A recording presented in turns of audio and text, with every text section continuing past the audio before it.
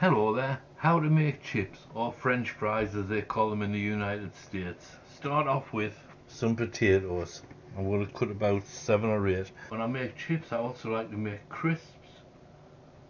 So the American equivalent of crisps would be chips, you would call them chips. We're going to start with 7 potatoes.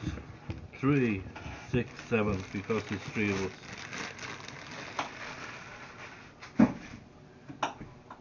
As we love potatoes, we're going to have 7. So how do you divide 3 people into 7? Well, that's 2 1/3 of a potato each. And you take these things, call it potato peeler, and you just go like that. This is great. You could do it with a knife, but this is so much quicker. And it just cuts a predetermined thickness from the skin of the potato, which basically just cuts the skin off, and that's it. Easy to do. Now you can feed the potato peelings to the garden, the plants like them. Keep doing this. See how fast it's going now. Then while I'm peeling these, I've got this deep fryer on. This is great. So this is going to be heating up the oil here, and we'll put the French fries, potato or chips. We'll be putting chips in. The first thing we do though is to put in the crisps, and I'll show you them. And yeah, when you're cooking, deep frying either crisps or French fries, always turn this up to max. Now you take one of these graters, a number 12 B-roll. I don't know what this is.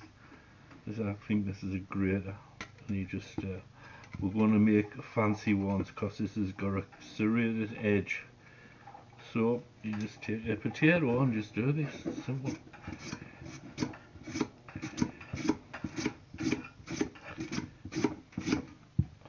And you end up with these things. Oops, end up with these things. See? In America you call them potato chips. In England they call them crisps. But you've got to adjust that sometimes. Just once you get a few of them, just throw them on into the deep fryer.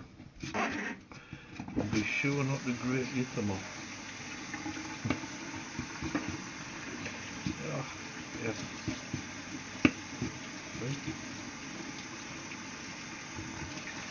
Take another one. And you have to keep adjusting this. This is a really old piece of equipment. But it's great for making chips, I think. You know, make them good. There you go, see, just cuts like a potato grater. And you know, this is used for lots of other things too.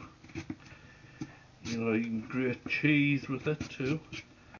Then once they're cut up, you put them in the hot oil of any description. What kind of oil is that on? Any kind of vegetable oil. And you cook them for about, I would say, 5 minutes. Take one of these creatures and just cut it like that. So you just cut them like that.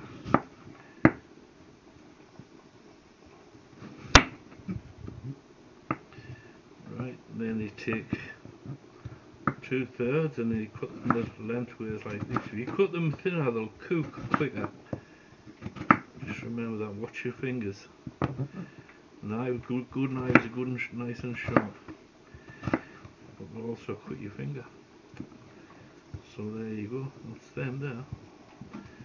Then just do another one here. Hope this turned out alright. While I'm making the chips, my daughter's, I was sure that she's making the curry. She makes a darn fine curry. And the secret to making chips is, once the potatoes are partially done, you take them out. No, they're not cooked, but they're partially cooked. And once you've done that, you just put them on the plate. Open the freezer here, the top shelf of the freezer. Crisps here in the freezer while you are cooking French fries. Put them in there and drop them down because the oil's nice and hot. That's where we're going to go. Woohoo! Some serious stuff here. Alright. So that way you have a variety of potatoes. You have them deep fried. Have them deep fried and they're just cut different. It's the same product. I'm sure they probably all taste the same, but it's nice. They actually don't have the texture difference. They have different textures, so that's nice. And then you just toss them in the oil, spread them around, make sure that they're getting cooked in there, and then put the lid back on.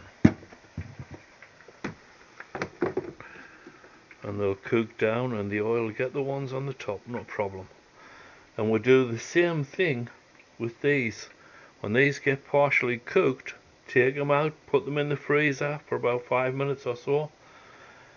While it's freezing, we'll take the crisps and we'll put them in. So it's a little circular process and it takes advantage of the hot oil.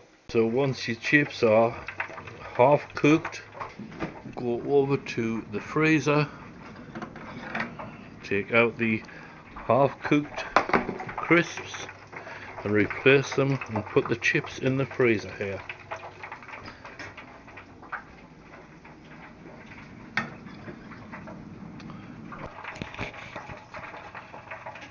Okay, now we're going to put the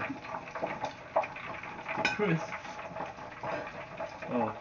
chips as we would call them, and put them back in the oil. So what this will do, it will make them much more crispy on the outside, soft on the inside, just like the chips. And that's the secret of making good chips. Let them cook partially, deep fry them partially, take them out, put them in the freezer, then put them back in the hot oil, and that does it. You will always have good chips if you do that. And the crisps will be done when they turn golden brown. Take a paper towel and put it on the plate to absorb any extra oil that may be on your crisps. You don't want them oily. Okay, we're going to use this bowl. Are they ready yet? Almost. Okay, these look ready now. Nice, beautiful colour. And you know, while they're cooking, it's good to move them around so everything gets cooked somewhat evenly.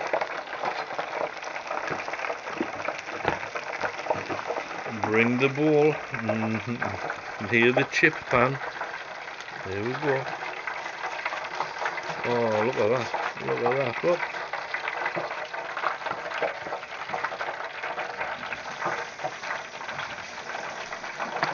Magnificent. Indeed. Okay, what's happening there? Okay. We get this Mr. Couple here. There we go. We'll bring this fella in here. Don't want any strays. And then go back. So that's good there. And what we want to do is get some salt and just add some salt. Give it a nice sprinkle of salt and it tastes delicious. Now back at the freezer. Oh, we've got these chips and they're nice and cold and chilled coming through. We're going to put them in the pan here. They're ready to go for their final cooking. Nice and cold. There you go. Once they start cooking, then we're going to have to, once they start frying, we can move them around a bit so everything does get cooked evenly. This is delicious. These are perfect. Crispy on the outside, yet soft on the inside. Now on the curry front, now Charlotte's making the sauce. Now what's in here, Charlotte? What's the ingredients? Curry powder, hot curry powder from Penzeys Spices, 2 spoonfuls mixed with white flour, 2 spoonfuls white flour for the curry mix, and then it's caramelized onions. And how many onions approximately? It was half of 1 medium-sized onion. Half an onion, okay.